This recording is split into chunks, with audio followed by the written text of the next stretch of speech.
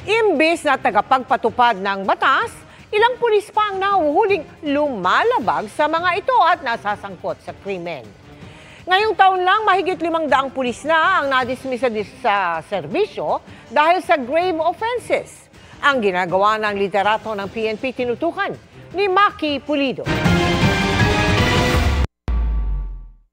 Ang pagkakasangkot umano ng dalawang dating pulis sa pagpatay sa beauty queen na si Geneva Lopez at kanyang nobyong Israeli, latest na lang sa humahabang listahan ng mga aktibo at dating miyembro ng mismong institusyong dapat pumuprotekta sa publiko pero nasa likod pala ng krimen. Noong nakaraang taon lang, isang pulis at kapatid niya ang arestado dahil sa pagsasarili ng police operation.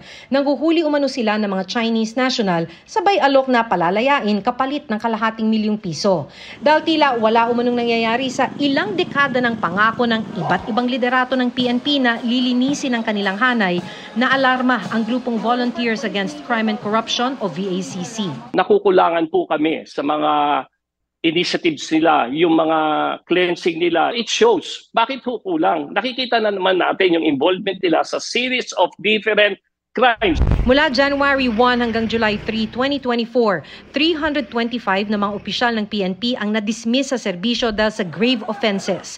4 dito, police colonel, 4 na major at 7, police captain. Pinakamarami may ranggong police patrolman, police staff sergeant at police corporal. Karamihan sa mga kaso ay absence without leave o AWOL, kasunod ng robbery extortion. May mga nasangkot din sa homicide, rape at murder. Sa kabuuan, ngayong taon pa lang, 525 na ang na-dismiss mula sa serbisyo, mas mataas na kumpara noong nakaraang taon.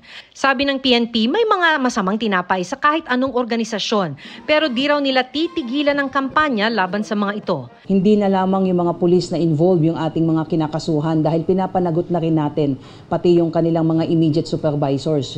Inaayos na rin daw nila pati recruitment maging background check ng mga nag-a-apply maging pulis. On the part of the PNP efforts to really determine what are the root causes kung bakit nai-involve yung mga pulis natin. May problema ba in terms of recruitment? May problema ba in terms of vetting yung mga individuals na gustong pumasok sa serbisyo? Sana nga, sabi ng VACC, may mangyari na sa mga ipinapangakong paglilinis ng hanay ng PNP. PNP should give us that peace of mind, assurance na makakauwi tayo sa bahay natin o even safe at our own homes. Para sa GMA Integrated News, Maki Pulido, Nakatutok, 24 Oras.